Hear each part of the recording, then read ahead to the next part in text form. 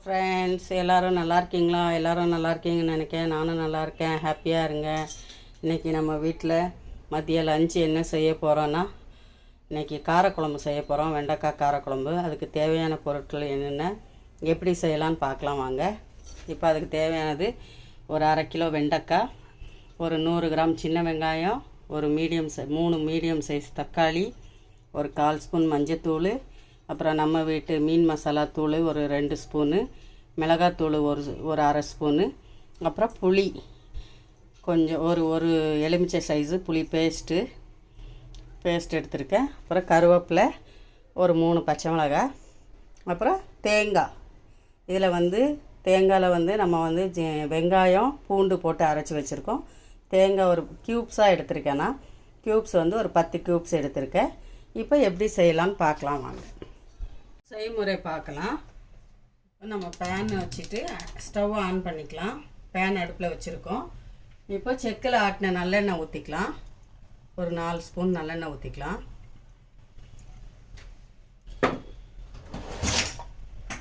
இப்போ எண்ணெய் சூடானதும் கொஞ்சம் வெந்தயம் போட்டுக்கலாம். ஒரு 1/4 ஸ்பூன் வெந்தயம், 1/4 ஸ்பூன் ஜீரகம், ஒரு 1/4 ஸ்பூன் கடுகு. வீடியோ ரொம்ப நாளாக போடலை. எதனாலனா எங்கள் அம்மா வந்திருக்காங்க. அம்மா வந்ததுனால வீடியோ போட முடியலை சரியாக. அம்மாவும் இங்கே தான் இருக்காங்க. இன்றைக்கி தான் வீடியோ எடுத்துகிட்ருக்கேன். இப்போ கடுகு, வெந்தயம், ஜீரகம் வெடித்ததும் நம்ம சின்ன வெங்காயம் சேர்த்துக்கணும். அதிலே நம்ம கருவேப்பிலை, பச்சை மிளகாய் சேர்த்துக்கலாம்.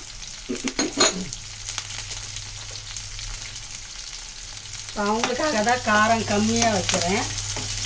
அவங்க காரம் சாப்பிட மாட்டாங்க அம்மா, அதனால் காரம் கம்மியாக செய்கிறேன். இப்போ இந்த வெங்காயம் நல்லா வதங்கணும். சின்ன வெங்காயம்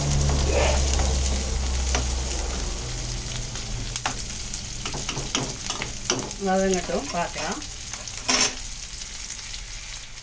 இப்போ வெங்காயம் நல்லா வதங்கிடுச்சு. இந்த அளவு வதங்கணும் வெங்காயம். இப்போ இதில் நம்ம மிளகாத்தூள் மட்டும் சேர்த்துக்கலாம்.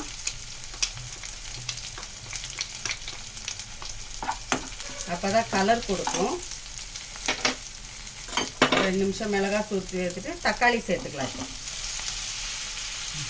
இப்போ ஒரு 3 தக்காளி இருக்குது.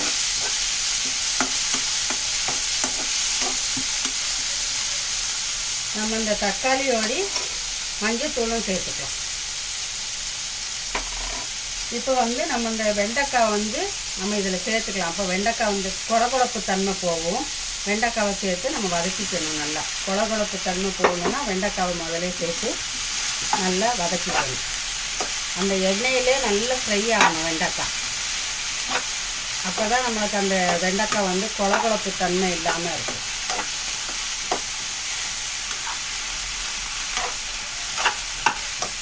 நல்லா கிளறி கொடுத்துக்கிடுங்க.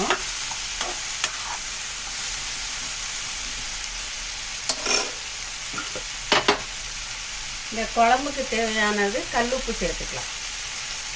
இந்த வெண்டைக்காய் காரக்குழம்புக்கு எவ்வளோ கல்லுப்பு வேணுமோ, உப்பு எவ்வளோ வேணுமோ அவ்வளோ சேர்த்துக்கணும். இப்போ லிட்டு போட்டு மூடிடலாம். அந்த வெண்டைக்காய் அந்த எண்ணெயிலே வதங்கணும் நல்லா.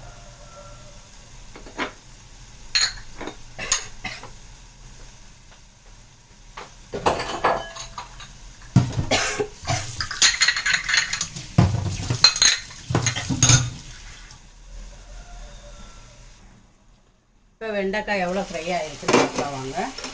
இப்போ வெண்டைக்காய் நல்ல கொழகொழப்பு தன்மை போய் நல்லா வதங்கிடுச்சு. வெண்டைக்காய் ஈஸியான முறையில் செஞ்சிடலாம். அந்த காரக்குழம்பு ரொம்ப கஷ்டம்லாம் கிடையாது. நம்ம எல்லாம் ரெடி பண்ணி வச்சுன்னா டக்குன்னு முடிஞ்சிடும். ஒரு 10 மினிட்ஸ்லேயே முடிஞ்சிடும். இப்போ நம்ம புளி 1 ஸ்பூன் வச்சுருக்கோம். புளி ஒரு லெமன் சைஸ் அளவு நான் பேஸ்ட்டாக சேர்க்குறேன். நீங்கள் புளி கரைச்சி ஊற்றணுன்னா ஒரு லெமன் சைஸு கரைச்சி ஊற்றலாம். நான் இப்போ பேஸ்ட்டு 1 ஸ்பூன் சேர்க்குறேன், புளி பேஸ்ட்.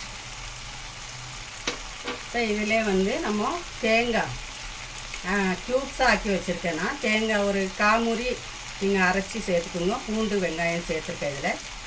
இப்போ தேங்காய் சேர்த்துக்கேன். இப்போ நம்ம வீட்டு மீன் மசாலா தூள் சேர்த்துக்கலாம். ஒரு 2 ஸ்பூன்.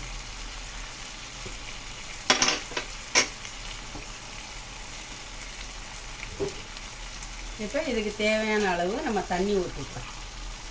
இந்த மாதிரி ஒரு கப்பில் ஊற்றிக்கிங்க போதும். ஏன்னா நம்மளுக்கு திக்காக வேணும், காரக்குழம்பு வந்து திக்காக இருக்கணும். தண்ணி நிறைய ஊற்றிட்டா தண்ணியாக ஆகிடும். அதுக்கு தண்ணி பார்த்து சேர்த்துக்கோங்க. நான் இவ்வளோ நாள் வீடியோ போடாததுக்கு சாரி. அம்மா வந்ததுனால தான் போட முடியலை. இப்போ அம்மா இங்கே தான் இருக்காங்க. ஆனால் இன்னைக்கு வீடியோ போடலாம் அப்படின்னு சொல்லிட்டு போட்டுட்ருக்கேன், செஞ்சிட்ருக்கேன். இது உங்களுக்கு இனிமேல் வீடியோ கண்டினியூவாக வரும். அம்மா கொஞ்சம் உடம்புக்கு முடியலை, அதனால தான் ஹாஸ்பிட்டலுக்கு கூட்டிகிட்டு போயிட்டு வந்துக்கிட்டு இருக்கிறதுனால எனக்கு டைம் இல்லை. ஹாஸ்பிட்டலுக்கும் வீடுமா இருக்கிறதுனால. அதனால் இனிமேல் வீடியோஸ் கண்டினியூவாக வரும். பாருங்கள், லைக் பண்ணுங்கள். இப்போ அந்த காரக்குழம்பு நல்லா கொதித்து நம்மளுக்கு நம்ம அந்த மசாலா வாடெல்லாம் போகணும். லிட்டு போட்டு முடிக்கணும்.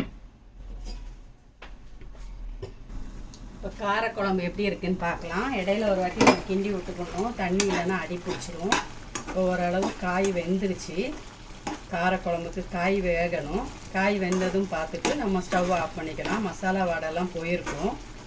இப்போ காய் ஓரளவு வெந்துருச்சு. நம்ம அந்த ஸ்டேஜில் ஸ்டவ்வை கொஞ்சம் ஸ்லோ பண்ணிக்கலாம்.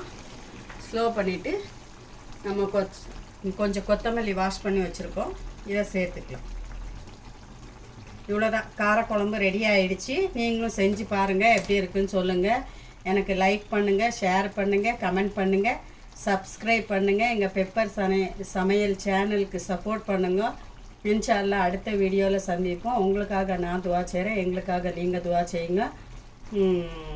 அஸ்ஸலாமு அலைக்கும். இன்றைக்கி நம்ம வீட்டில் லஞ்சு காரக்குழம்பும் வெண்டைக்காய் காரக்குழம்பும் கோஸ் பொரியலும் தான் ரெடி.